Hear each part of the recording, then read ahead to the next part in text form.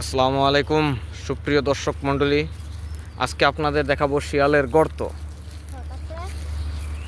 তো চলুন আমরা দেখি শিয়ালের গর্তে কি থাকে।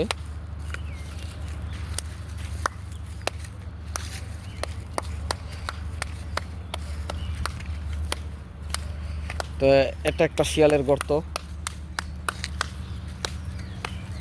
মনে হচ্ছে আমার কাছে।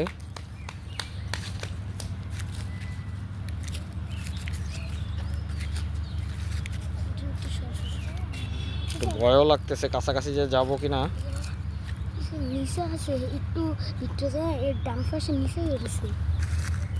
হ্যাঁ, এটা একটা শিয়ালের গর্তের মতোই মনে হচ্ছে।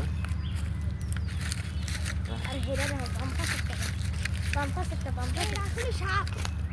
হ্যাঁ নিচে কালা কইছিলাম না। এখানে আরেকটা শিয়ালের গর্ত।